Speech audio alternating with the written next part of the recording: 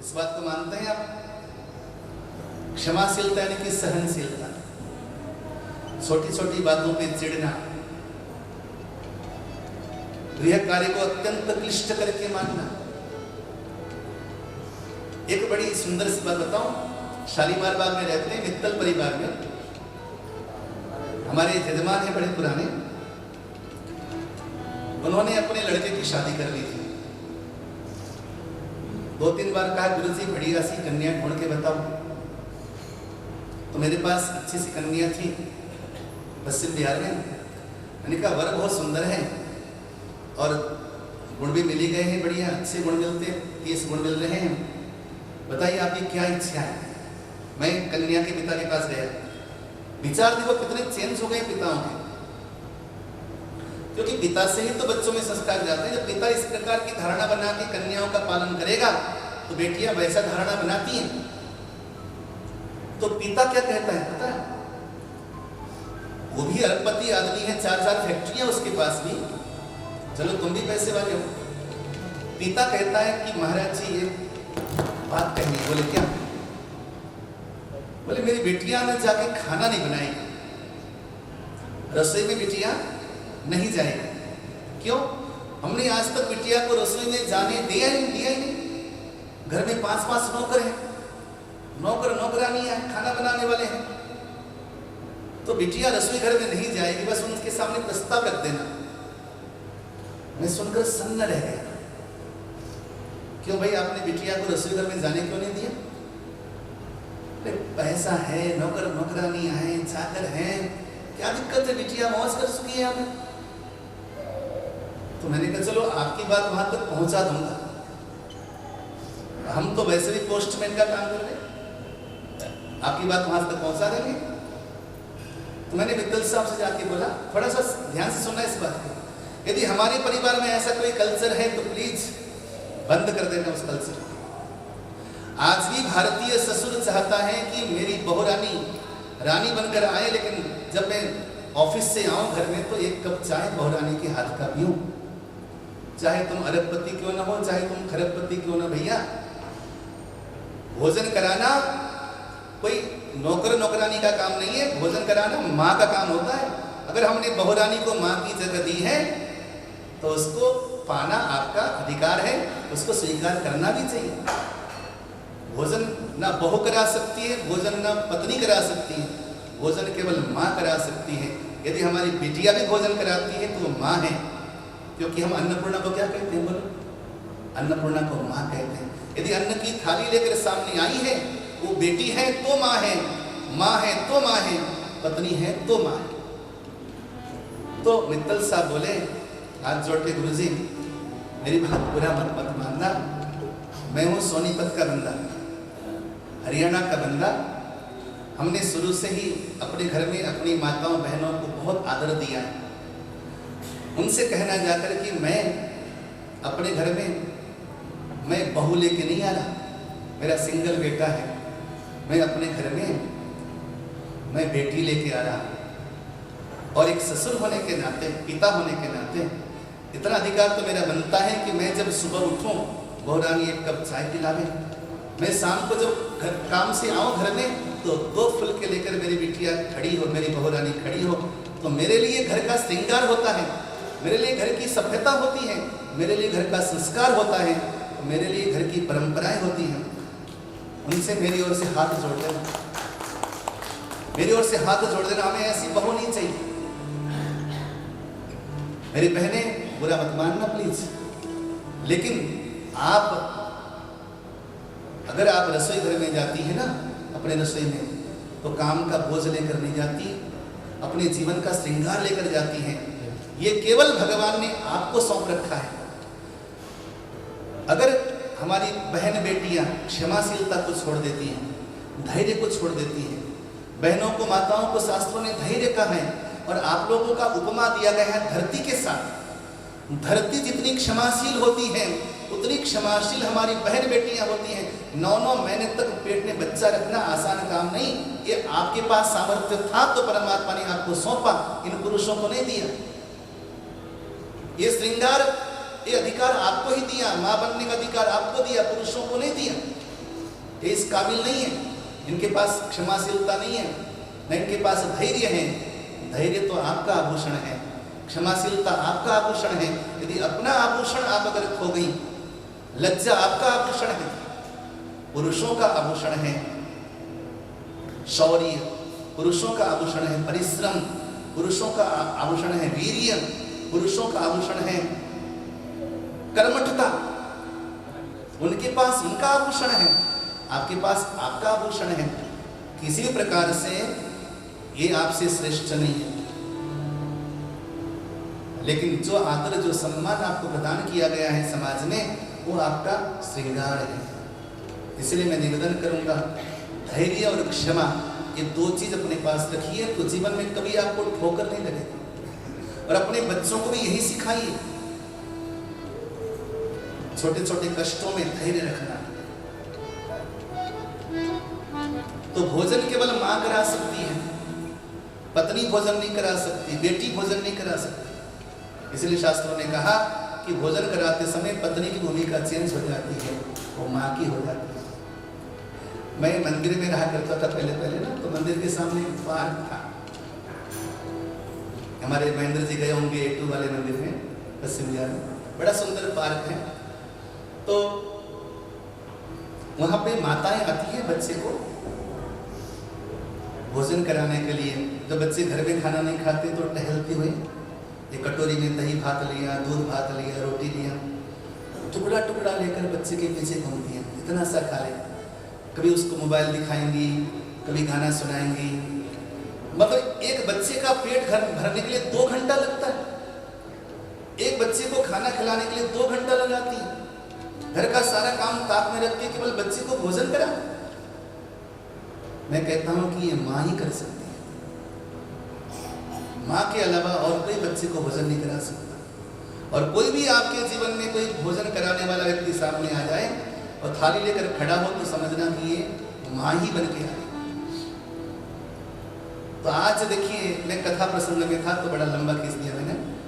जो माया देवी थी, ये थी तो पत्नी प्रद्युम्न भगवान की, लेकिन आज मां बनकर पोषण कर रही है।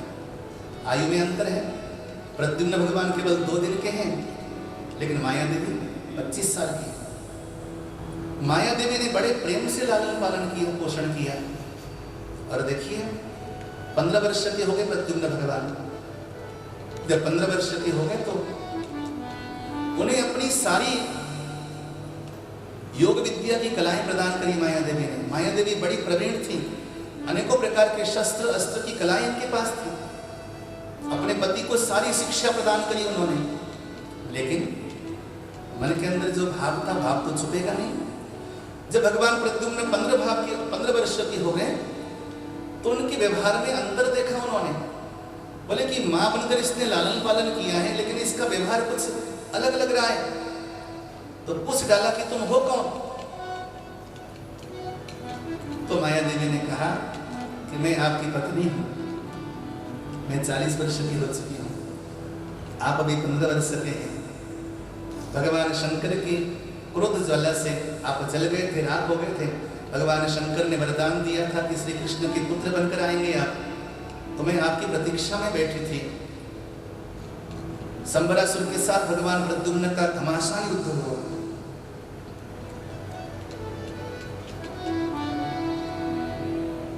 निशातमसिमुद्यम्य सकिरीट सकुंडलम् शंबरस्य शिरः काया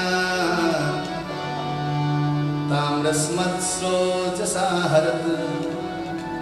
घमासान युद्ध हुआ और भगवान प्रद्युम्न ने ऐसी चालाकी से तीर छोड़े कि संबरासुर का मस्तक किरीट के साथ, कुंडल के साथ कट करके धरती पर गिर पड़ा। आकाश में देवताओं ने आकर भगवान प्रद्युम्न के गले में पुष्प का हार पहनाया, पुष्पों की वृष्टि करी। बोलिए प्रद्युम्न भगवान की। भगवान के जो 4 व्यूह हैं, उन 4 व्यूहों में प्रथम जो व्यूह है वो प्रद्युम्न है। परात्पर वासुदेव प्रद्युम्न, जिसे हम विष्णु भी कह सकते हैं।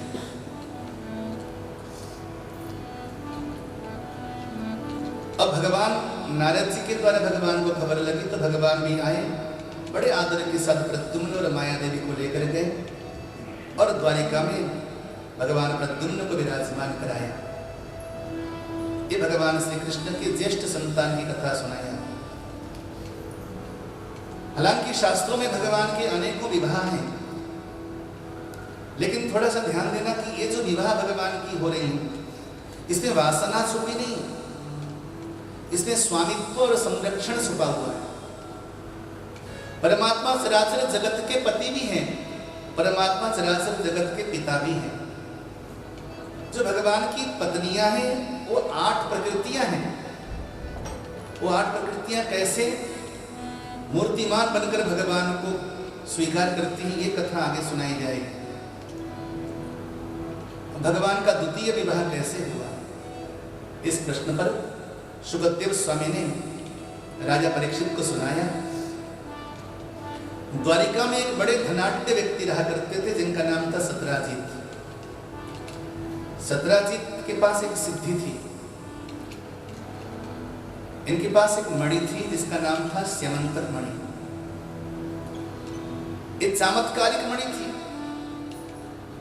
ये प्रतिदिन 1 किलो 600 ग्राम सोना दिया करती। बोलो जय श्री कृष्ण। आप कहेंगे ऐसी मणि मिलती कहाँ है?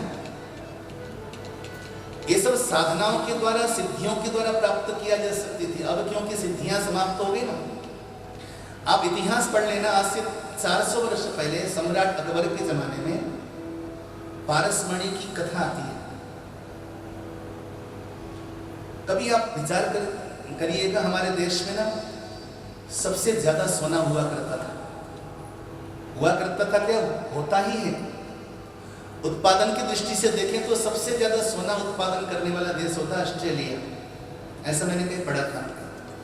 सर्वाधिक सुवर्ण पैदा करने वाला देश है ऑस्ट्रेलिया, या विदेश में और देश भी हैं जो कि सोना पैदा करते हैं। सोना पैदा करने वाले देशों में हमारे देश का नंबर आता है नंबर 9 ठीक है। अब मैं आपसे प्रश्न करता हूं, सबसे ज्यादा सोना इस्तेमाल कौन से देश में होता है बताइए? सबसे ज्यादा सुवर्ण अगर प्रयोग में आता है भारत में आता है। अब थोड़ा सा अरब कंट्री में प्रयोग में लाने लग गए, क्योंकि अरब में जब से तेल बिकने लगा तो लोगों ने तेल के बदले सोना खरीदना शुरू किया। अब थोड़ा सा अरब के लोग, क्योंकि वहां पे ठाठ हो गए, किसी जमाने में भूखे रहते थे जी। आज से 30 वर्ष पहले का इतिहास पढ़िए दुबई का। राशन इंडिया से जाता था दुबई में, आज भी राशन यहां से जाता है दुबई में। जो हम फल खाते हैं, जो हम यहाँ सब्जियां खाते हैं, रोज वहां पे पेटेंट होता है, सप्लाई होती है वहां पर। तो कहने का मतलब है कि वहां पे सोना अब आ गया। विगत 30-40 साल में वहां पे लोग, वहां के जितने भी बड़े बड़े, क्या कहते हैं उनको, शेख ना, धनाढ्य हो गए। ये तो अभी तात्कालिक इतिहास की बात कर रहा हूं, लेकिन अगर प्राचीन इतिहास की बात करें तो मेरी दादी जी, मैं देखा करता था मेरी दादी को, वो नख से लेकर सीख तक सोने से श्रृंगार करती थी डेली। सोना पहन कर उनके कान छिल गए थे, इतना सोना पहनती थी हमारी माताएं बहनें। अब हमारे देश के मंदिरों में जो पूजा में बर्तन हुआ करते हैं आज भी सोने चांदी के मिलेंगे। अभी 2010 में एक मंदिर की चर्चा बड़ी चली हमारे देश में, पद्मनाभम मंदिर कुछ ऐसा नाम था, दक्षिण का मंदिर है ना, वहां पर कई लाख करोड़ का सोना निकला। मैं केवल ये इतिहास इसलिए बता रहा हूं क्योंकि किसी को ये संदेह लगे कि इतना सोना कैसे आ सकता है। तो हमारे देश में 2 कारण है सोना आने का। पहला कारण, हमारे देशों के ऋषियों के पास रासायनिक विद्या की सिद्धि थी। मैंने इन आंखों से देखा है। हमारे देश में धतूरा होता है ना, धतूरा, धतूरे को संस्कृत में कनक कहते हैं। धतूरा और पारा के द्वारा, हमारे रासायनिक विद्या में लिखा है कि धतूरा और पारा के द्वारा पारे को संशोधन करके सोना बनाया जाता है, इसलिए धतूरे को कनक कहा जाता है। सुवर्ण पैदा करने की कला है धतूरे के पास। और मैंने इन आंखों से देखा है कितने लोगों को मैंने शिवलिंग बनाकर दिया है। पारद शिवलिंग, चांदी का शिवलिंग। तो हमारे देश में रासायनिक कला थी, रसायन के माध्यम से सोना बनाने की कला। पहली बात ये ध्यान से सुनना, इस बात को पक्का विश्वास करके मानना। आप आज भी गूगल में सर्च कर सकते हो, सोना बनाने का रासायनिक कला क्या है, गूगल में मिलेगा, मैंने बहुत बार पढ़ा है।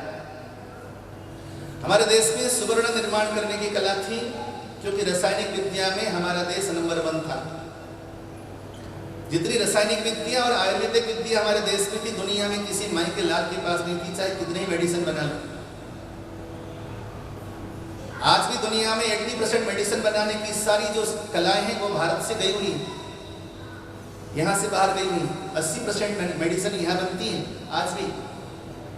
बोलो जय श्री कृष्ण। तो पहली बात तो रासायनिक कला थी। दूसरा, हमारे देश में पारस मणियां थी। सन 1600-1700 के आसपास का इतिहास मैंने पढ़ा है, उसमें अकबर के जमाने में भी पारस मणियां थी, जो कि पारस मणि के द्वारा सुवर्ण तैयार किया जाता था। तभी इस देश के गुंबद सोने के मड़े होते थे। इस देश के घर के परकोटे चंदन की लकड़ियों के हुआ करते थे। इस देश के मंदिर के खंभे सोने के पन्नग और पुष्पराग के हुआ करते थे। अभी जो द्वारिका का शोध हुआ, द्वारिका जो सागर में डूब गई थी, द्वारिका पर रिसर्च किया गया जी, नासा के लोगों ने आकर रिसर्च किया। बोले द्वारिका के नगरी को बनाने वाले जो पत्थर हैं, वो पत्थर पुष्पराग के पत्थर हैं, जो कि अभी भी समुद्र के नीचे। पुष्पराग यानी कि पुखराज के। आपको 5 रत्ती का पुखराज कम से कम 50,000 का मिलता है। कोई जमाने में पुष्पराग के खंबे हुआ करते थे इस देश में। नीलम के खंबे, मणि नहीं। किसी पंडित जी ने कह दिया शनि की 7.5 लग गई, नीलम पहनो। कहीं आप दुकान में गए तो बोलते 1.25 लाख का नीलम, 2 लाख का नीलम, एक छोटा सा टुकड़ा। लेकिन इस देश में नीलम के खंबे हुआ करते थे। ये तो केवल हमारा जो आलस्य प्रमाद है ना, हमारी नालायकीपन, इस वजह से ये सारी विद्याएं धरती पे चली गई। नालायकीपन कहो हम हिंदुओं की। ये सारी विद्याएं, ये सारी रासायनिक प्रक्रियाएं, सारे शास्त्र आज भी भरे पड़े हैं। सुश्रुत पढ़ो आप, चरक पढ़ो आप, वायवीय संहिता पढ़ो आप, ये सब मिलेंगे आपको। अगर नहीं थे तो लिखा किसने? भरद्वाज मुनि की विमान पद्धति पढ़ो। लोग झूठ कहते हैं कि हवाई जहाज बनाने की कला विदेशियों ने दी है। हमारे यहाँ के भरद्वाज मुनि वायुयान में निपुण थे, लेकिन हमने धीरे धीरे क्या किया,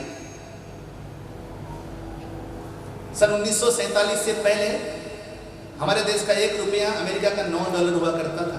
ये तो आप सब जानते हैं, आज भी सर्च कर सकते हैं। हमारा 1 रुपया अमेरिका का $9 हुआ करता था। यानी कि उस समय भी हमारी भारतीय सभ्यता अमेरिका से 9 गुना ज्यादा आगे थी ना। लेकिन अब धीरे धीरे हम लोग केवल और केवल गुलामी की ओर चले गए। अपने स्वत्व को, अपने अभिमान को हमने दफना दिया, दबा दिया। गीता नहीं पढ़ते हम, रामायण नहीं पढ़ते हम, संध्योपासना करते नहीं, गायत्री जप करते नहीं, मंदिरों में जाते नहीं, जाते भी हैं तो किस तरीके से जाते हैं, क्यों जाते हैं? धर्म चर्चा हमें सुनना अच्छा नहीं लगता। और बाकी चीज कुछ भी करा लो, 3 घंटे का पिक्चर दिखा लो आराम से, बोलो जय श्री कृष्ण। कोई मोबाइल नहीं बजेगा, बजेगा, बगल वाला नोचेगा आपको, बोलो जय श्री कृष्ण।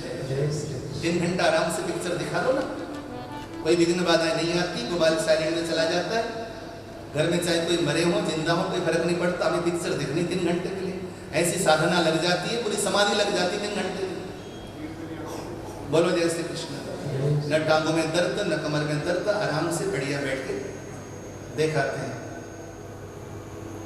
लेकिन अगर हम धर्म चर्चा करें, अच्छी बातें अगर कहीं सुनने को मिले तो नहीं, उसे सुनेंगे नहीं। मन में कोई प्रश्न जगे, जाके प्रश्न कर डालो पंडित जी लोगों से।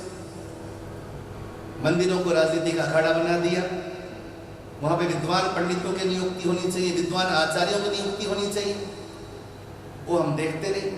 इस प्रकार से हम धीरे धीरे गर्त की ओर जा रहे हैं। इसमें ना आपका दोष है, ना मेरा दोष है, ये समय का बहुत बड़ा दोष है। और समय के मध्य पे मरो और आगे बढ़ो। बोलो जय श्री कृष्ण। इस प्रकार जो है सत्राजीत के पास मणि थी जिसका नाम था सिमंतक मणि, जो प्रतिदिन 1 किलो 600 ग्राम सोना दिया करती थी मणि। भगवान ने जाकर कहा सत्राजीत से, भैया ये मणि अनमोल है, इसके द्वारा तेरे जीवन की हानि हो सकती है, एक काम कर ये मणि लाकर मेरे खजाने में रख दे, तेरे को सोने से मतलब है ना, तो शाम को आ जा और प्रतिदिन सोना लेकर जा। बहुमूल्य चीज है, बहुमूल्य चीज अगर आप डालोगे तो जीवन की हानि हो सकती है। मैं जहाँ जिस कॉम्प्लेक्स में रहता हूँ, एक माता जी ने सोने का चैन पहना हुआ था, सुबह सुबह का टाइम था, पार्क घूमने के लिए निकली, दोनों घुटनों के ऑपरेशन हो चुके थे, सुबह सुबह बाइक में आए और चैन खींचा और ऐसे खींचा उन बदमाशों ने कि माता जी को धरती पे गिरा दिया, दोनों टांगे जो पहले से टूटी पड़ी थी और टूट गई, माता जी सीधे बिस्तर में आगे बिछा गई। तो कोई ऐसा सामान न रखें जिसके द्वारा जीवन की हानि हो, मत पहनो, कोई आवश्यकता नहीं है। भगवान शंकर तो कहते हैं कि सोना ये नाग है, सांप है, सर्प है, ये सोना कोई साथ में पहनने वाली चीज नहीं। अति सुरक्षित हो, आप अपनी गाड़ी में जा रहे हो, अपने परिवार के बीच में जा रहे हो तो डाल भी लो, कोई बात नहीं। तो ये पहन के बाहर निकलने लायक नहीं रहा समय, चाहे योगी जी का सरकार आए, किसी की सरकार आ जाए। बोलो जय श्री कृष्ण। बेचारे योगी जी क्या कर लेंगे गोरखपुर में बैठे बैठे, काम तो यहाँ घट रहा है।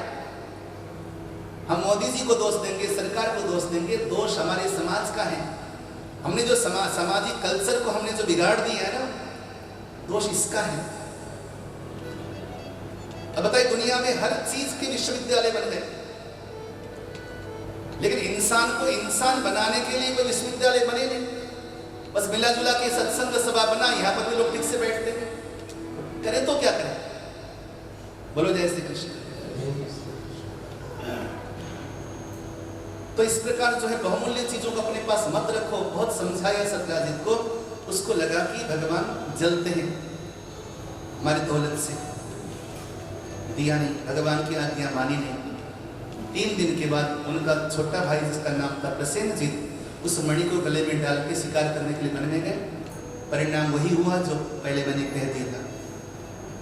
किसी हिंसक सिंह ने उसका वध कर दिया और मणि धरती पे पड़ी रह गई। और उसी जंगल में श्री जामवंत महाराज रहा करते थे। ये जामवंत कौन है? राम जी के प्रमुख मंत्री, ब्रह्मा जी के अवतार। पूर्व काल की कोई पिपासा थी, अधूरी थी, इसलिए अभी उन्होंने अपना महाप्रयाण किया नहीं था। उनके हाथ में मणि आ गई। अब भगवान पे लांछन लग गया, भगवान पे कलंक लग गया। सत्राजित कहने लगा कि उन्होंने मणि अपने पास मंगाई थी, मैंने दिया नहीं, तो मेरे भाई का वध कर दिया, कृष्ण ने ही मणि चुराया। लो कर लो बात। इस दुनिया में भले की बात करने वाला आदमी पहले पिसा जाता है। बोलो जय श्री कृष्ण। लेकिन फिर भी भले की बात करना, इसलिए आप भलाई मत छोड़ना कि लोग बाद में ताने मारेंगे, कुछ करेंगे, यूं करेंगे, क्यों कहेंगे, क्यों कहेंगे। अक्सर मैं लोगों की बच्चों की शादियां करवाता हूँ कई बार, तो मेरे जजमान बहुत हैं, तो किसी की लड़की है, किसी का लड़का है, चलो ठीक है हमने करा दिया। तो चलो जिसकी ठीक ठाक चलती है वो तो फोन भी नहीं करता, और जिसकी अगर कहीं गड़बड़ी हो गई महाराज, तो महाराज जी को सुबह शाम माथा बच्ची करनी है। रोज समझाओ। आप सच कहूं, कितने बार तो मैं कचहरी गया हूँ इसी मामले को लेकर। इन्होंने शादी कराई हमारी, इनको पकड़ो। मैंने कहा पकड़ ले भैया, मैंने तो भलाई सोच के कराई ना तेरी शादी, तेरा जीवन चलेगा, सामाजिक धर्म है, शादी तो होना ही चाहिए हर किसी का, तो भलाई सोच के कराई ना। तो भलाई में अगर बुराइयां मिलती हैं तो वेलकम, उसके लिए कभी पीछे नहीं हटना चाहिए, लेकिन भलाई करना है। फिर भी भगवान ने कहा मैंने केवल भलाई की बात कही थी, तुमने कलंक लगा दिया, कोई बात नहीं, मैं अपने आप को सच साबित करके दिखाऊंगा। अब भगवान निकले द्वारिका से, 5 यादवों को साथ में लिया, कई दिनों तक घूमते रहे भगवान उस मणि को ढूंढने, ढूंढते ढूंढते ढूंढते ढूंढते एक वन में, गुफा में, वहां से प्रकाश निकल रहा था। भगवान ने कहा यहाँ कुछ है। ठाकुर प्रवेश करते हैं तो वहां पे बड़ी सुंदर मणि के साथ कुछ बच्चे क्रीड़ा कर रहे थे। भगवान ने जैसे जाके मणि उठानी चाहिए, पीछे से जामवंत महाराज आए और भगवान पर आक्रमण किया। और आक्रमण किया तो ऐसा आक्रमण किया भाई बंधुओं, भगवान के साथ 27 दिन तक लगातार युद्ध हुआ जामवंत का। 27 दिन तक जब युद्ध हुआ तो आज भगवान ने उनको पछाड़ दिया। तो पहचान गए कि मुझे इस प्रकार पराजित करने वाला कोई सामान्य व्यक्ति तो नहीं हो सकता। भगवान ने अपना स्वरूप दर्शन कराया और भगवान की शरण में गिर पड़े जामवंत महाराज। मुझे आप क्षमा कर दीजिए, मैं बहुत अपराधी हूं, मैं स्वयं राम जी को पहचान नहीं पाया। मैंने एक दिन, पता नहीं आपने सुनी या नहीं सुनी, मन में एक वासना होनी चाहिए। वासना अगर भगवान की तरफ चली जाए ना, वो वासना भी मुक्ति देने वाली होती है। हिरण्यकशिपु की कथा में मैंने वासना की बात कही। मन में वासना भी रखो तो भगवान से रखो। जामवंत महाराज के भीतर एक वासना थी। वो वासना ये थी कि मैं बहुत पराक्रमी हूं, बहुत पहलवान हूं, मुझे भगवान से लड़ना है। तो भगवान से लड़ने की वासना आज पूरी हो गई। जब पराजित हो गए तो पहचान गए भगवान, स्तुति की। भगवान ने कहा कोई बात नहीं, मैंने क्षमा कर दी। तो श्री जामवंत जी बोले ऐसे काम नहीं चलेगा, मेरे पास एक पुत्री है, इस पुत्री का पाणी ग्रहण कर लो, मेरी वो धर्म पुत्री है। तो जामवती का पाणी ग्रहण करके भगवान उस मणि को लेकर आए। मणि को लाकर सत्राजित के हाथ में रख दिया। ले तेरी मणि, तूने बड़ी बदनामी कर दी मेरी, कोई बात नहीं, लेकिन अब बता मैं सही हूं या गलत हूं। चरणों पे गिर पड़ा, रोने लगा। मेरे भगवान ने बहुत क्षमाशील है। कृष्ण की दुनिया में पूजा इसलिए होती है कि कृष्ण ने क्षमा बहुत की है। दुनिया ने उनको बचपन से गालियां देना शुरू किया, माखन चोर तो घर के लोग बोला करते थे। इसलिए अक्सर मैं कहा करता हूं कि बच्चों का नाम ना अच्छा रखो, बच्चों का नाम बिगाड़ो मत। कई बार हम ऐसे ही बातों बातों में बच्चे का नाम रख देते हैं गोलू, वो जिंदगी भर गोलू बना रहता है। बच्चों का नाम अच्छा रखो, माँ बाप से मैं कहता हूं। बड़े उल्टे सीधे नाम रखते हैं बच्चों का भी, और जिंदगी भर श्री कृष्ण को माखन चोर बोलते रहे लोग। भगवान ने कहा कि भैया लोगों ने तो पैदाइश से मुझे बदनाम करना शुरू किया था, तूने भी कर दिया, कोई बहुत बुरा काम नहीं किया, पर यह है कि मैं साधु हूं, मैं सज्जन हूं, मैंने कोई तेरे भाई का वध नहीं किया है, मैंने प्रमाण दे दिया तेरे सामने। अब तो रोने लगा सत्राजित भी, मैंने कितना बड़ा अपराध किया था। इसलिए कभी किसी को दोष आरोपित करने से पहले ना 100 बार विचार करना चाहिए। कुछ लोग ऐसे ही बिना विचारे किसी पर भी कुछ भी बोल देते हैं, लांछन लगा लेते हैं, सोच लेते हैं उनके बारे में बुरा। बुरा सोचने से पहले इंसान की पहले हिस्ट्री जान लो, उसका इतिहास समझ लो, फिर चाहे जो मर्जी सोचो। तो सत्राजित ने बोला कि मुझे क्षमा कर दीजिए। भगवान ने कहा मैंने कभी तुमको अपराधी माना ही नहीं, तो क्षमा की तो बात ही नहीं होती। तो सत्राजित बोले फिर एक काम कीजिए। बोले क्या? बोले मेरे पास भी एक बेटी है, इसका नाम है सत्यभामा, अब इसका पानी ग्रहण कर लीजिए, मेरा प्रायश्चित तो हो जाएगा। भगवान ने कहा मैं पहले से शादीशुदा हूं, मेरे पास 2 हो गई हैं, अपनी बेटी से पूछो पहले। सत्यभामा ने कहा पिताजी से आप पूछो मत पिताजी, मैं तो पहले से उनसे प्रेम करती हूँ, वो तो मैं संकोच की वजह से आपसे बोल नहीं पा रही थी। पिता ने कहा उनके पास 2 हैं तो तीसरी हो जाएगी, मंजूर है? बोली मंजूर है। सत्यभामा से भी भगवान ने विवाह कर लिया। ये सारी कथा बाद में मैं स्पष्ट बोलूंगा, ये सारी भगवान की रानियां कौन है मैं बाद में स्पष्ट करूंगा, ध्यान से सुनिएगा। वैसे भगवान की पत्नी केवल एक ही है, भगवान की पत्नी एक ही है, जिसे आप राधा भी बोल सकते हो, जिसे आप रुक्मिणी भी बोल सकते हो, जिसे आप लक्ष्मी भी बोल सकते हो। परमात्मा की पत्नी केवल एक ही है। लेकिन इस सारे संसार में जितने प्राणी हैं, इस सारे प्राणी भी भगवान की पत्नियां ही हैं। क्यों? हम जब भगवान की स्तुति करते हैं तो क्या बोलते हैं? जगतपति बोलते हैं। हाँ? जगतपति अर्थात सारे संसार का पति। तो पति का मतलब क्या होता है? पति का मतलब होता है हमारी रक्षा करने वाला, हमारा भरण पोषण करने वाला, उसका नाम पति है। तो भगवान के 3 विवाह यहां हो गए। चौथा विवाह भगवान का हुआ कालिंदी के साथ। ये कालिंदी कौन है? बोले सूर्य भगवान की पुत्री है, जिन्होंने बहुत कठोर तप किया था, युगों तक तप किया और जमुना के किनारे बैठ के तपस्या कर रही थी। कृष्ण अर्जुन घूमते हुए गए। जब कालिंदी को देखा अर्जुन ने तो पूछा जाकर कि आप ऐसी तपस्या क्यों कर रही हो, इसलिए? तो कालिंदी ने कहा कि मैं परमात्मा श्री नारायण को पति के रूप में भजती हूं। मैंने सुना है कि नारायण का अवतार हो चुका है कृष्ण के रूप में, श्री कृष्ण के रूप में, तो मैं श्री कृष्ण को प्राप्त करना चाहती हूं।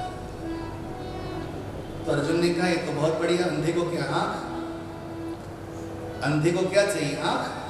श्री कृष्ण ये रहे सामने खड़े। तो श्री कृष्ण को देखकर कालिंदी ने वंदन किया, बोली कि मैंने जीवन में संकल्प लिया है कि विवाह आपसे ही करूंगा। भगवान ने कहा ठीक है, चलो, मेरे पास पहले से 3 है, तुम चौथी हो।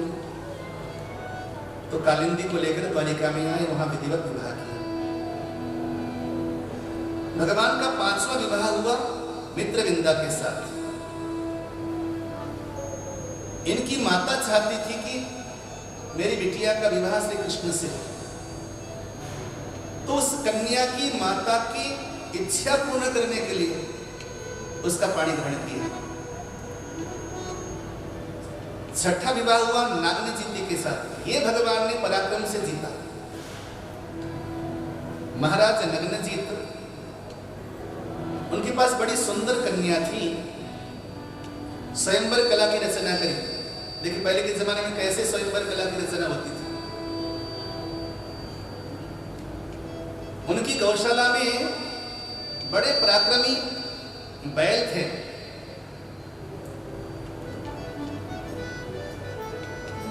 बोले कि इन बैलों को जो एक रस्सी से नथ देगा, उसके साथ मैं अपनी बिटिया का विवाह कर दूंगा। तो भगवान ने 6 बैलों को एक ही रस्सी से नथ दिया, खेली खेल में। संसार में कोई पराक्रमी एक बैल को भी नहीं नथ पाया। भगवान ने एक ही बार में 6 के 6 बैलों को नथ दिया और राजा से कहा कि लो, मैंने अपना काम पूरा किया। राजा ने नागनजीति का विवाह भगवान के साथ कर दिया। भगवान का 7वां विवाह हुआ भद्रा के साथ। इनके भाई चाहते थे कि हमारी बहन का विवाह भगवान के साथ हो, तो भाई की अभिलाषा को पूर्ण करने के लिए भी भगवान ने इनसे विवाह किया। और भगवान का 7वां विवाह हुआ लक्ष्मणा के साथ। इनका भगवान ने हरण किया। हरण करना इसलिए पक्का हुआ, निश्चय हुआ, क्योंकि लक्ष्मणा भी भगवान से प्रेम करती थी। माता पिता अयोग्य वर को देना चाहते थे, जैसे रुक्मिणी को देना चाहते थे, तो लक्ष्मणा का भी हरण किया भगवान ने। ये 8 विवाह भगवान के हुए। अब आइए, इन 8 में से एक भी विवाह भगवान ने अपनी मर्जी से नहीं किया। एक भी विवाह में भगवान का अप्रोच नहीं है कि मैं तेरे से शादी करना चाहता हूं।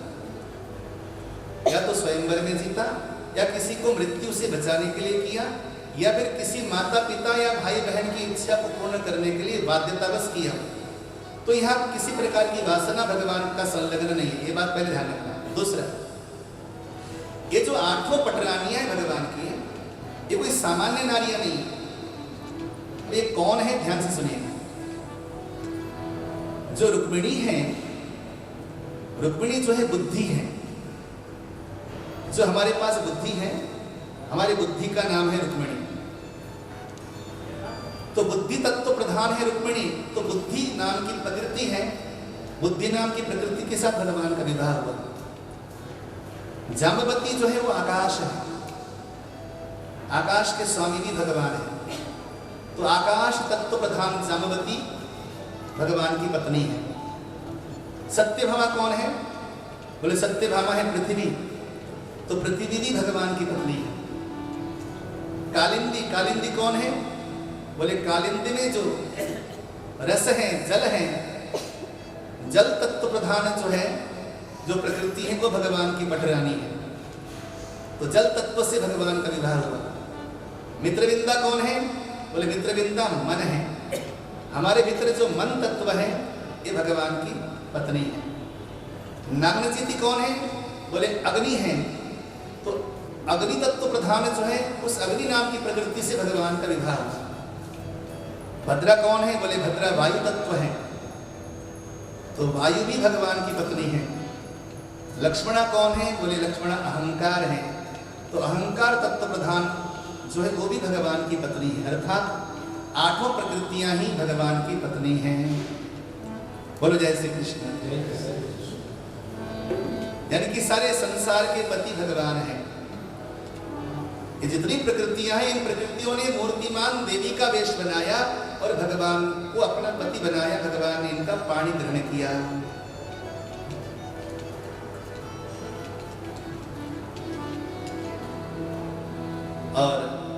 और भगवान का विवाह हुआ 16,100 राजकन्याओं के साथ। भौमासुर नाम का एक राजा, जिसने 16,100 राजकन्याओं को अपने कैद खाने में कैद कर रखा था। भगवान ने पत्र लिखा, खबर लगी तो भगवान बोले कि इन सारी रानियों, इन सारी राजकुमारियों को छोड़ दो, अपने अपने घर जाने दो। भौमासुर ने कहना नहीं माना, तो भगवान ने प्रागज्योतिषपुर नाम की राजधानी थी, उसमें आक्रमण किया भगवान ने। अच्छा, जब भगवान चलने लगे तो साथ में सत्यभामा को लेकर चले। ये जो भौमासुर था, ये पृथ्वी का बेटा था। इसे वरदान था कि जब तक पृथ्वी ना कह दे इसको मारो, तब तक दुनिया में कोई इसको मार नहीं सकता था। और मैंने अभी क्या कहा? सत्यभामा कौन थी? ये पृथ्वी थी। तो पृथ्वी थी, तो पृथ्वी को अपने पीछे बिठाया गरुड़ध्वज विमान में, और भगवान लेके चले सत्यभामा। और वहां जाकर भगवान ने भौमासुर के साथ अति कठिन युद्ध किया। बड़ा पराक्रमी था ये। इसने देवताओं को परास्त किया था, वरुण का छत्र चुरा लिया था, अदिति का कुंडल, देवताओं का मणि पर्वत चुरा लिया था इसने। ये चोर भी था। कठिन युद्ध हुआ। लड़ते लड़ते भगवान के मुख कमल में पसीने आ गए। जब भगवान को अत्यंत श्रम में देखा ना, तो सत्यभामा से रहा नहीं गया। ये पत्नी का धर्म होता है। देखो, पति को किसी प्रकार का कष्ट पत्नी देख ही नहीं सकती। अधिक श्रम हो गया मेरे भगवान को, ऐसा मानकर सत्यभामा ने कहा, प्रभु इस दुष्ट का वध कर डालिए, इसको मार डालिए, अभी इसका वध कर दीजिए। सत्यभामा के मुख से ऐसा निकलना था। भगवान ने तत्काल सुदर्शन के द्वारा भौमासुर का सिर छेदन कर दिया। सकुंडलम चारु किरीटभूषणम बभो पृथिव्यां पतितं समुज्ज्वलत्। हाहेति साथि विषय सुरेश्वरा मालिर्मुकुंदम विकिरन्तैडिरे। सकुंडलम, कुंडल के साथ उसके मस्तक को काट दिया। देवताओं ने आकाश में आकर माल्येर मुकुंदम, देवताओं ने पुष्पों की माला भगवान को पहनाई और पुष्पों की वृष्टि के द्वारा भगवान की वंदना की। और धरती माता स्वयं प्रकट हो गई। धरती माता ने प्रकट होकर भगवान की वंदना की और ये कहा कि अच्छा ही हुआ भगवान, ऐसे नालायक बेटे के होने से अच्छा तो ना होना बढ़िया। बोलो जय श्री कृष्ण। जिसने असंख्य राजकन्याओं का शोषण किया, जिसने छोटी छोटी लड़कियों का शोषण किया, उनका जीवन बर्बाद कर दिया, ऐसे व्यक्ति को जीवित रहने का अधिकार नहीं था। प्रभु आपने बड़ा अच्छा किया, था तो मेरा ही बेटा, लेकिन ये मेरा कलंकी है। इसलिए ऐसे कलंकी पुत्र का न होना ही बढ़िया। आज धरती माता ने भगवान की स्तुति की, वंदना की और कहा नमः पंकजनाभाय नमः पंकजमालिने नमः पंकजनेत्राय नमस्ते पंकजांघ्रे नमो भगवते तुभ्यं वासुदेवाय विष्णवे पुरुषाय दिवीजाय पूर्णबोधाय ते नमः नमः पंकजनाभाय नमः पंकजमालिने। हे पंकजमाली प्रभु आपको नमन है, हे पंकज नेत्र प्रभु आपको नमन है, हे भगवान आपको वंदन है, हे वासुदेव, हे आदि पुरुष, हे आदि बीज नारायण आपको नमन है। भगवान ने पृथ्वी को अनुग्रह किया और इन 16,100 राजकन्याओं को इनके माता पिता के पास पहुंचने का सारा इंतजाम भगवान ने किया। ध्यान से सुनिएगा इस बात को, इस कथा को। कुछ लोग कहा करते हैं कि भगवान ने इतनी सारी शादियां करी तो हम 2-4 कर ले तो क्या दिक्कत है? बोलो जय श्री कृष्ण। कुछ लोग ऐसा मानते हैं कि हम भी कुछ ऐसा कर ले। अच्छा, पहले के धार्मिक राजा भी बहुत सारी शादियां किया करते थे। आपको एक नई कथा सुनाता हूं, ध्यान से सुनो। महाराजा दशरथी तीन पत्नियां थी ना, फेमस। एक तो कौशल्या हो गई, एक सुमित्रा हो गई, एक कैकेयी हो गई, ठीक है ना। ये 3 पत्नियां तो फिक्स हो गई ना। इनके अलावा 700 पत्नियां और थी और लोगों के चेहरे खिल गए। देखो ये तो बड़ा भयानक काम कर लिया दशरथ जी ने। अब ये 700 पत्नियां कौन थी इसके बारे में कोई पूछेगा नहीं हमसे आगे। पहले बताओ ये थी कौन, इनका उन्होंने किया क्या कि सबसे बच्चे पैदा किया, सबसे भोग करते थे, विलास करते थे, क्या करते थे इस बारे में कोई पूछेगा नहीं। बस इतना कह दिया कि 700 पत्नियां थी, वो हो हमारी साथ क्यों नहीं। ये लोगों की धारणाएं, लोग गहराई तक जाना नहीं चाहते। अब ये 700 पत्नियां कौन थी? जो समाज में परित्यक्ता महिला हुआ करती थी, समाज की उपेक्षित महिला हुआ करती थी, लूली, लंगड़ी, अंधी, गूंगी, बहरी। एक तो दशरथ के घर में रहती थी रानी की तरह, क्या नाम था उसका बोलो? कुब्जा। कुब्जा कौन थी पता है आपको? 3 जगह से टेढ़ी थी वो। बताओ इसकी शादी हो जाती? हाँ, लेकिन महाराजा दशरथ ने इसके साथ भी शादी कर ली थी। शादी का मतलब क्या समझती हैं आप? केवल भोग विलास? किसी नारी का जीवन भर संरक्षण करना भी पति का कर्तव्य होता है। किसी नारी का संरक्षण देना भी अनिवार्य होता है। अगर कोई नारी सामान्य अगर किसी झोपड़ी में है ना, सुरक्षित नहीं है, ना आज है ना कल थी। इसलिए जीवन में इस बात को हमेशा ध्यान रखना। भले ही हमारी गवर्नमेंट बहुत प्रबल हो जाए, बहुत ज्यादा नारियों को महत्व देने लग जाए, सारे संविधान, सारे कानून अच्छे बना दिया जाए महिलाओं के लिए, तो भी नारी सुरक्षित नहीं। बाहर की बात छोड़ो, घर की नारी घर में सुरक्षित नहीं। तो करे क्या? तो राजा का कर्तव्य क्या हुआ करता था, पहले उसको सोचो ध्यान से कि 700 रानियां बनाई क्यों इन्होंने? क्योंकि समाज की उपेक्षित नारियों को जो कोई पूछता नहीं था, कोई भोजन नहीं देता था, कोई वस्त्र नहीं देता था, हर किसी के लिए उन्होंने घर दिया था, हर किसी के लिए आश्रय दिया था, हर किसी के लिए उन्होंने सम्मान दिया था, तो वो भी उनके पति थे। पति का मतलब केवल विलास करने वाले को पति मत मानना। केवल बच्चा पैदा करने वाला पति नहीं होता, आपकी सुरक्षा करने वाला भी पति होता है। और हम सभी राष्ट्रपति को राष्ट्रपति कहते हैं कि नहीं? बोलो, क्या हमारा पति है वो? हाँ, तो राष्ट्रपति क्यों है? क्योंकि हमारा सेनाध्यक्ष है, सेना नायक है। राष्ट्र की सीमाओं की सुरक्षा उनके हाथ में है। तो राष्ट्राध्यक्ष होने के कारण वो राष्ट्रपति है। तो पति का मतलब केवल ऐसा नहीं कि बच्चा पैदा करने वाला या केवल अपने आदमी को पति कहें, ऐसा कोई जरूरी नहीं है। तो यहाँ पर जो 16,100 कन्याएं थी, इन प्रत्येक कन्याओं को भगवान ने कहा कि तुम अपने अपने घर चली जाओ, ठीक है। और न केवल कहा, भगवान ने उनके घर घर जाने की सारी व्यवस्था कर दी। अब हुआ क्या पता है आपको? अब तो जमाना बहुत अच्छा हो गया। पहले के जमाने में तो कोई बहन कोई बेटी किसी घर में जाके रात को रुक के भी आ जावे ना, तो भी परिवार के लोग दरवाजा नहीं खोलते थे। वो जमाना था पहले का। अब तो चलो बेटियां समझदार हैं, बहनें समझदार हैं, चली गई 2-4 दिन कहीं दोस्तों के यहाँ लगा के आ गई, कहीं पर्यटन में घूम के आ गई, कोई दिक्कत नहीं, अब समझदार हो गए लोग। अब इन माँ बाप ने क्या किया?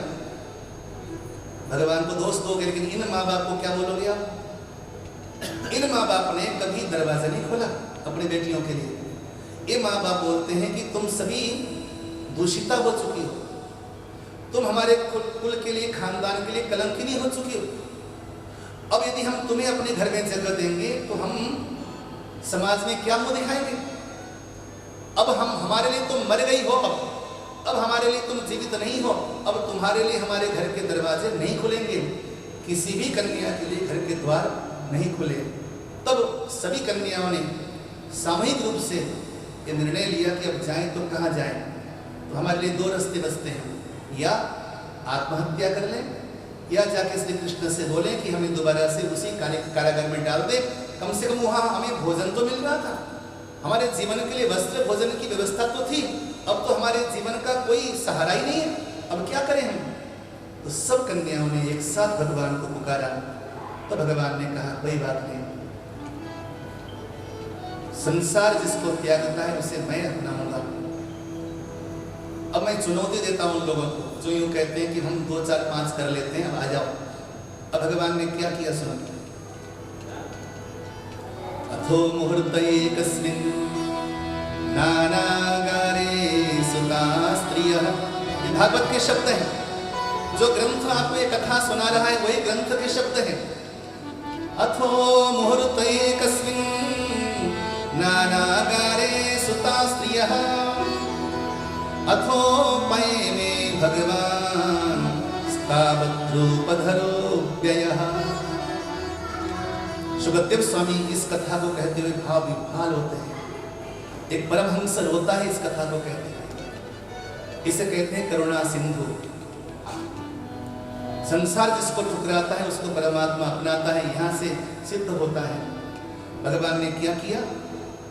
16,100 राजकन्याओं के लिए 16,100 महल बनाए।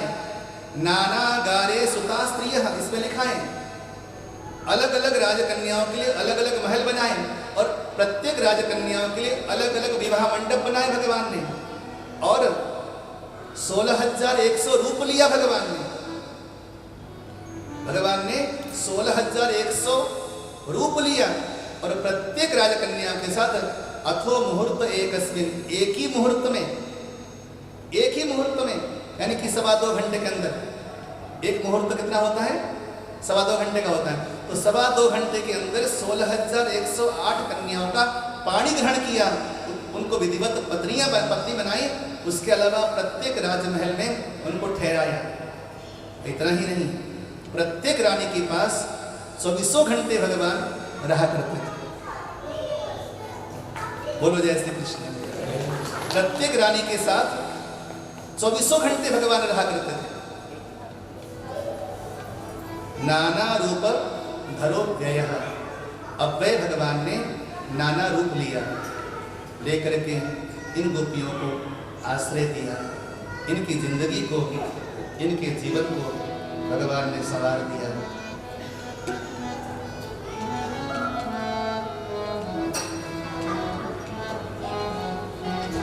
जिंदगी सवार दी तुमने हमारी, जिंदगी सवार दी तुमने हमारी, सांवरे बिहारी जय हो तुम्हारी, सांवरे बिहारी जय हो तुम्हारी, सांवरे बिहारी जय हो तुम्हारी, सांवरे बिहारी जय हो तुम्हारी।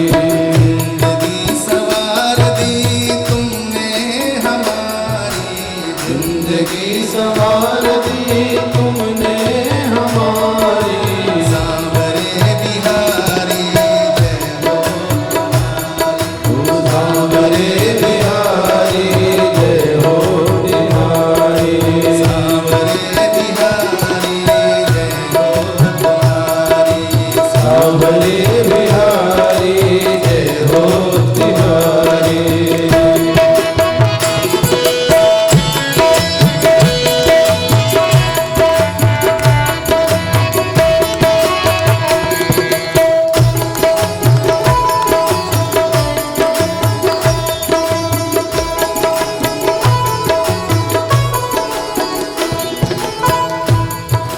तुमसे मिलने से पहले सांवरे कोई मंजिल थी, बड़ी मुश्किल में थी जिंदगी हमारी।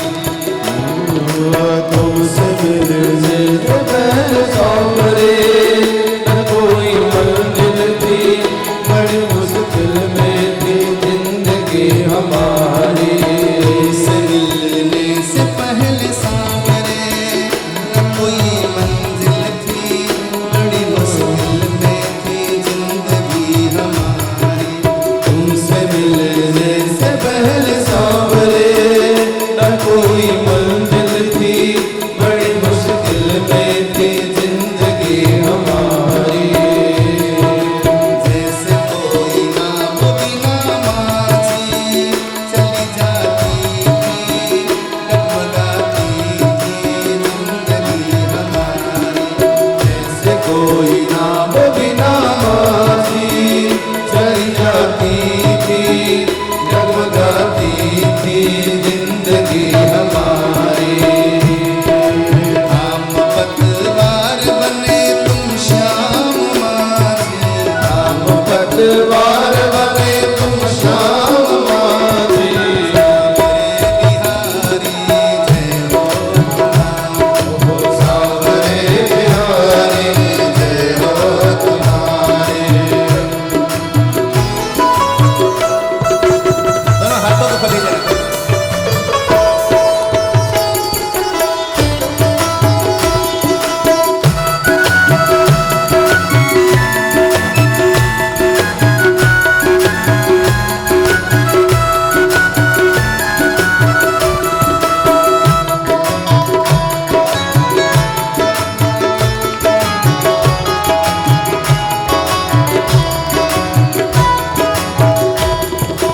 लंबे अंधेरों ने श्याम मुझको बहुत डराया था, बहुत सताया था, याद है मुझको। गम के अंधेरों ने शाम मुझको बहुत डराया था, बहुत सताया था, याद है मुझको।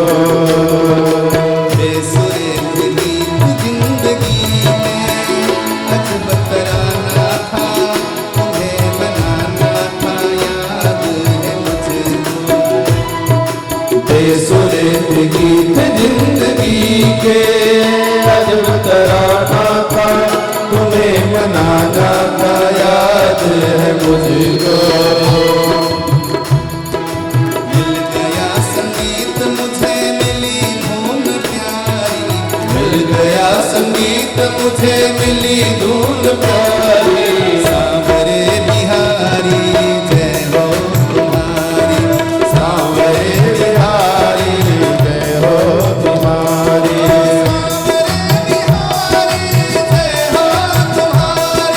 सांवरे बिहारी जय हो तुम्हारी।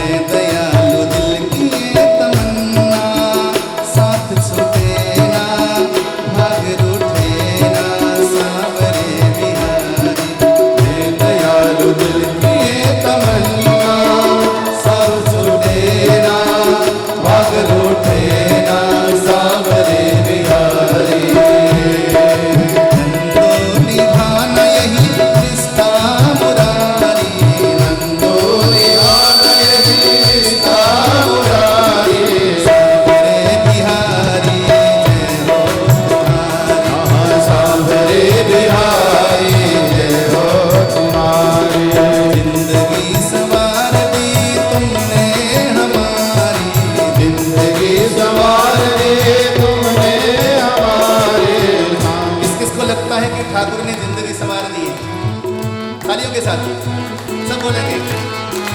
जिंदगी संवार दी तुमने हमारी, जिंदगी संवार दी तुमने हमारी, सावरे बिहार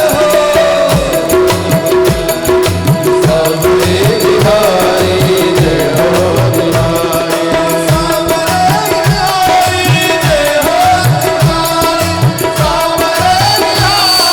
जय हो तुम्हारी, सावरे बिहारी जय हो तुम्हारी, सावरे बिहारी जय हो तुम्हारी, सावरे बिहारी जय हो तुम्हारी, सावरे बिहारी जय हो तुम्हारी, सावरे बिहारी जय हो तुम्हारी, सावरे बिहारी जय हो। इन राजकन्याओं का जीवन सुधार दिया। समाज ने जिसको त्यागा, समाज ने जिसको अपनाया नहीं, समाज की बात छोड़ो, घर के लोगों ने त्यागा, घर के लोगों ने नहीं अपनाया, उसे परमात्मा ने अपनाया। कोई संत कहा करते थे, बहुत हमदर्द मिलते हैं, बहुत हमदर्द मिलते हैं, पर काम के चंद मिलते हैं। समाज में बड़ी हमदर्दी दिखाने वाले बहुत लोग होते हैं। महाराज याद करके देखना, कभी कभी याद तो करो, जैसे कि हनुमान जी हो। लेकिन जब मौका आएगा टेलीफोन तक नहीं उठाते। बोलो जय श्री कृष्ण। भी कोरोना काल में लोगों ने खूब परख लिया लोगों को। जो सेखियां झाड़ते घूमते थे ना समाज में, सबकी परीक्षाएं हो गई 2 साल में। कौन अपना था, कौन नजदीकी था, कौन निभा सकता था, कौन निभा पाया, खूब परीक्षा हुई लोगों की। बहुत हमदर्द मिलते हैं पर काम के चंद मिलते हैं। बुरा जब वक्त आता है तो सब दरवाजे बंद मिलते हैं। कितने ही खड़का हो जाकर के। इसलिए जब सारे दरवाजे बंद हों तो एक दरवाजा खुलता है, वो परमात्मा का द्वार है। वहां कभी भी अंधेर नहीं है। भगवान का बड़ा सुंदर गृहस्थ जीवन है। हम सभी गृहस्थी हैं तो भगवान की गृहस्थी से कुछ सीखें।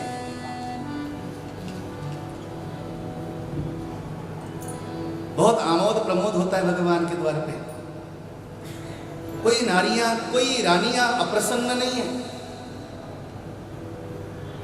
अपलक ठाकुर को देखती रहती हैं। सुखदेव स्वामी कहते हैं कि रानियां विधाता को दोष देती हैं। पता है क्या कहती विधाता से? हे विधाता, तूने इन पलकों को बनाया क्यों? तो विधाता ने कहा, मैंने क्या बुरा किया पलकें बना दी? तो रानियां कहती अगर पलकें बनानी ही थी तो इनको झपकने वाला न बनाता। तो बोले झपक के क्या नुकसान हुआ तुम्हारा, क्या बुरा हुआ? बोले जितने समय तक हमारी ये पलकें झपकती हैं उतने समय तक हम अपने श्याम सुंदर का दर्शन नहीं कर पाते, अपने कृष्ण का दर्शन नहीं कर पाते। ये इतना प्यार है रानियों को अपने पति से, परमात्मा से नहीं, अपने पति से। और भगवान भी आमोद प्रमोद के साथ उनका बड़ा सम्मान करते हैं, अपार सम्मान। भगवान ने एक दिन सोचा कि कुछ हंसी मजाक किया जाए। अच्छा एक बात और, एक कोई रानियां कभी उदास न होती, कभी निराश न होती, कभी किसी का चेहरा मुरझाया हुआ नहीं होता। 16 श्रृंगार डालकर घर में रहती थी, हमेशा घर में रहती तो श्रृंगार के साथ रहती थी। अब तो जमाना चेंज हो गया, बाहर निकलो तो श्रृंगार करो, घर में कुछ भी चलेगा। ये श्रृंगार नहीं है, ये सौभाग्य है। हमारे यहाँ सनातन धर्म में माताओं बहनों को जो पहनने वाला सामान होता है उसे सौभाग्य द्रव्य कहते हैं, श्रृंगार नहीं कहते। सौभाग्य द्रव्य है। ये रानियां निरंतर सौभाग्य द्रव्य डाल के बैठती। एक समय भगवान पलंग में विश्राम कर रहे थे द्वारिका में। राजाधिराज थे, परमेश्वर हैं। माँ रुक्मिणी सेवा कर रही थी, पंखा डुला रही थी। तो अचानक भगवान ने रुक्मिणी मैया के चेहरे से अपना नजरों से अपना चेहरा हटा दिया, ऐसे कर लिया। मैया बोली कि हमारी ओर क्यों नहीं देख रहे, हमारी ओर देखो। ये रानियां तो मानो चकोर थी और श्याम सुंदर चंद्रमा थे, अपलक देखती थी। हमारी ओर से अपना चेहरा क्यों हटा लिया प्रभु? भगवान ने कहा, छोड़ो रुक्मिणी, तुमने मुझ में क्या देखा जो कि मुझसे शादी कर ली तुमने? तुम अब भी उतनी ही सुंदर हो जो आज से 30 वर्ष पहले थी।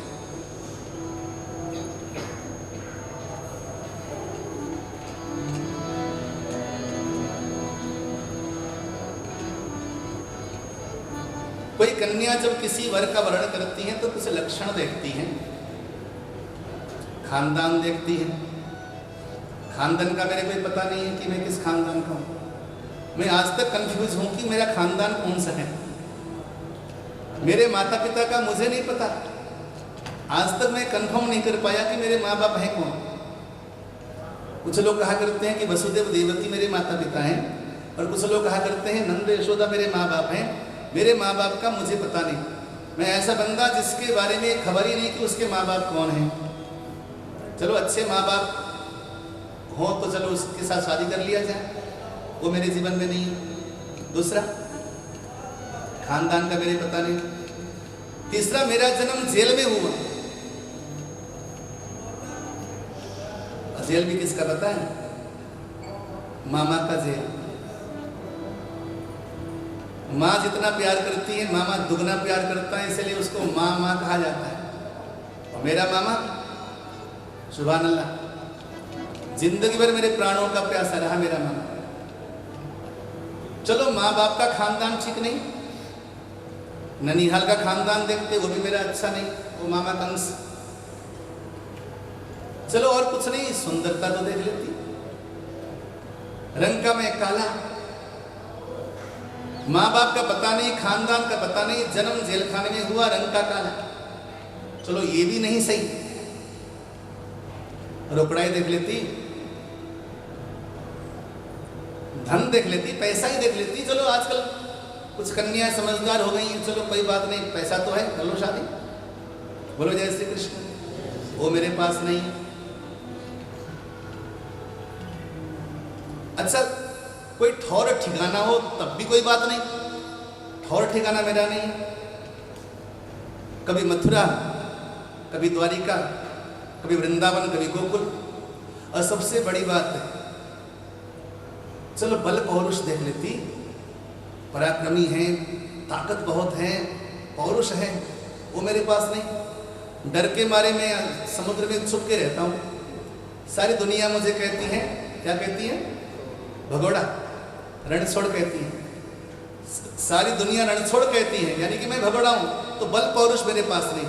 रुक्मिणी रंग का सुंदर नहीं, खानदान मेरा पता नहीं, माँ बाप का पता नहीं, धन दौलत मेरे पास नहीं, बल पौरुष मेरे पास नहीं, कोई ठौर ठिकाना मेरा नहीं। तो तुमने मुझमें देखा तो क्या देखा? थोड़ा बुद्धि का प्रयोग तो करती तुम। अच्छा रुक्मिणी, मैं तुम्हें एक बात कहूं, इतने वर्ष तुमने मेरी सेवा की है, आज तुम पर दया आ रही है, तो दया आ रही तो क्या करोगे? तो ठाकुर बोले, एक काम करता हूं, तुम आज भी उतनी सुंदर हो, मैं तुम्हारे लिए शिशुपाल से जाके बात करे आता हूँ शादी के लिए। एक बार जाकर शिशुपाल से बातें कराता हूँ तेरी शादी के लिए, तुम शादी कर लो शिशुपाल के साथ। बातें मैं करूंगा जाकर, टाका मैं भिड़ाऊंगा तुम दोनों का, चिंता न करो। तुम्हारी दोबारा शादी करा दूंगा शिशुपाल के साथ। बोलो, वो राजाधिराज है, पैसा उसके पास है, बल पौरुष उसके पास है, दुनिया जय जयकार करती है, तो शिशुपाल के साथ तुम दोबारा से शादी कर लो फिर से, मुझे छोड़ दो। पता है क्या हुआ?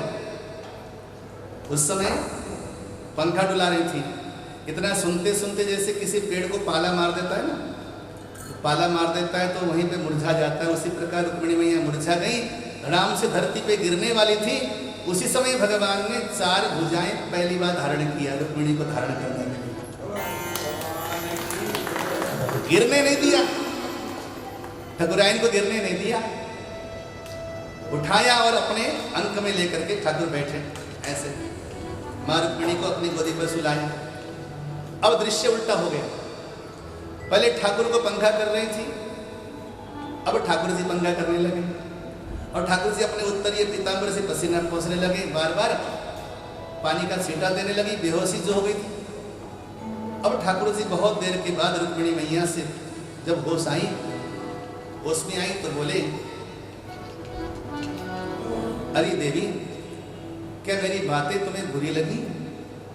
क्या मैंने कुछ गलत कह दिया? अच्छा, अगर गलत कह दिया हो तो मुझे क्षमा कर दो, माफ कर दो।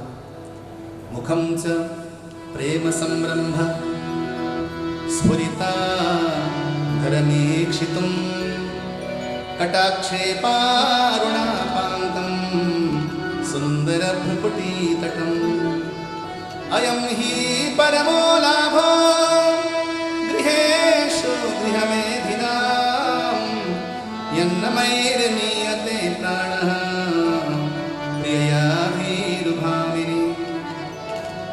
अब भगवान जो है मलम लगाने का काम कर रहे हैं। पहले नाराज कर दिया, मूर्छित भी कर दिया, अब कहते हैं देवी मुझे माफ कर दो, मैंने तो मजाक किया था तुमसे। मजाक भी थोड़ा सा सोच विचार के करना चाहिए। अच्छा, एक सर्वे है हमारे भारतीय गृहस्थियों का, 95% झगड़े मजाक से शुरू होते हैं, ठीक है ना? 95% झगड़े मजाक से शुरू होते हैं और नाराजगी में और अनबन में जाकर समाप्त होते हैं। 15-15 दिन तक दूसरे का चेहरा भी देखना पसंद नहीं करते। ये हमारे देश का सर्वे है हमारे भारतीय गृहस्थियों का। लेकिन विदेशी लोग में पता है क्या है, वहां लोग मजाक नहीं करते, वहां उनको मजाक करना नहीं आता, वहां सीधे तलाक हो जाता है। बोलो जय श्री कृष्ण। भारतीय सभ्यता में मजाक हो जाती है, 15 दिन तक नहीं बोलेंगे, बाद में बोलना शुरू करते हैं। लेकिन वहां मजाक नाम की कोई चीज नहीं है, लेकिन तलाक चुटकी भर में होता है। तो भाई ठाकुर जी बोले कि मैं तो मजाक कर रहा था देवी, मुझे माफ कर दो। अब ठाकुर जी क्षमा मांगने लगे। एक बड़ी प्यारी सी बात है, ध्यान से सुनना। जीवन में 2 काम जरूर करना। पहला काम तो ये करना कि सामने वाले को क्षमा कर देना। ठीक है, बिल्कुल अक्षम्य अपराध हो तो मैं नहीं कह सकता, वहां पे सही गलत की परख करके अपना व्यवहार कर लेना, लेकिन यथासंभव छोटी मोटी गलतियों में क्षमा कर देना लोगों को। पहला सूत्र तो है कि क्षमा करना सीखना, लोगों को माफ करना शुरू कर दो। चाहे बच्चे हो, चाहे बड़े हो, चाहे पत्नी हो, चाहे पति हो, क्षमा करना शुरू कर देना। दूसरा, उसी का दूसरा पार्ट है, क्षमा मांगना शुरू कर दो। एक क्षमा करना शुरू कर दो, दूसरा क्षमा, कुछ फर्क नहीं पड़ता। क्षमा मांगकर कोई इंसान छोटा नहीं होता। भगवान ने उसी समय क्षमा मांगी है। देखो, मुझे माफ कर दो, मैंने गलत कहा, मैंने मजाक करी थी, तुम्हें मजाक अच्छी नहीं लगी, उसके लिए मुझे माफ कर दो। तो गृहस्थी में मजाक से ही झगड़े शुरू होते हैं। अगर आपने मजाक किया तो उसी समय उसको अगर बुरा लगा हो तो बोलना सॉरी, मैंने तो मजाक किया था, तुम्हें बुरा लगा, माफ कर दो। कुछ नहीं जाता मजाक में अगर झगड़े हो जाए तो। भगवान बोलते हैं, हे देवी मुझे क्षमा कर दो। अब देखिए रुक्मिणी क्या कहती है, देव नहीं नहीं नहीं नहीं, आप मेरे से माफी नहीं मांगेंगे, आप मेरे से क्षमा नहीं मांगेंगे, आपने गलत कहा ही कहा है, आपने कोई गलती की ही नहीं है। आवाज बिगाड़ दी भैया तुमने, आज तो शुरू से आवाज गलत कर रहे हो। आज अंतिम दिन है, आज ही बढ़िया कर दो भैया, ठाकुर जी का नाम लेकर। बोलो जय श्री कृष्ण। अब तक बढ़िया निभाई, आगे भी निभा लो ठाकुर। बोलो जय श्री कृष्ण। नहीं नहीं, आप माफी नहीं मांगेंगे मेरे से, आपने अपराध किया ही कहा है जो माफी मांगे। तो ठाकुर जी बोले, मैंने तुमसे इतना बुरा कहा, शिशुपाल के साथ शादी कर दूंगा तक कहा, और तुमने बुरा नहीं माना। बोले बिल्कुल बुरा नहीं माना प्रभु, अब देखिए, जो जो बातें भगवान ने नकारात्मक करी थी, उन प्रत्येक नकारात्मक शब्दों का सकारात्मक अर्थ कैसे लगाया रुक्मिणी ने, इसी का नाम है बुद्धि। मैंने कहा ना कि रुक्मिणी बुद्धि स्वरूपा है। जीवन में बुद्धि का प्रयोग जरूर करो। आइंस्टाइन कहते हैं कि लोग 75% बुद्धि का प्रयोग करते नहीं। जो इस दुनिया के सबसे समझदार लोग हैं वो भी अपनी बुद्धि का केवल 25% प्रयोग करते हैं। बताइए, ये शोधक हैं, साइंटिस्ट कहते हैं, इस देश के, इस विश्व के शोधक कहते हैं कि 75% बुद्धि का इस्तेमाल इंसान करता ही नहीं। रुक्मिणी बुद्धिमत्ता है, बुद्धि स्वरूपा है। रुक्मिणी कहती, प्रभु आपने एक शब्द भी गलत नहीं कहा। आपने क्या कहा? मेरे माँ बाप का पता नहीं, यही तो कहा। सारी दुनिया के बाप तो तुम ही हो, सारी दुनिया के पिता तुम हो, भला तुम्हारा बाप कौन हो सकता है? तुम्हारी माँ कौन हो सकती है? मुझे बड़ा अच्छा लगता है, भगवान शंकर की शादी हो रही थी माँ पार्वती के साथ। तो विवाह मंडप में ना 3 पीढ़ियों का नाम लेना होता है। कभी आपने ध्यान दिया होगा तो पंडित जी 3 पीढ़ियों का नाम लिखते हैं। पिता का नाम, दादा का नाम और परदादा का नाम। मिनिमम 3 पीढ़ियाँ। पहले के ज़माने में तो 5-7 पीढ़ियाँ भी हुआ करती थी और बिरदावली भासी जाती थी। लंबी चौड़ी 100 पीढ़ियों का भी नाम लिया जाता था पहले के ज़माने में, लेकिन अब 3 पीढ़ियों से काम चल जाता है। तो 3 पीढ़ियों का नाम लेना था।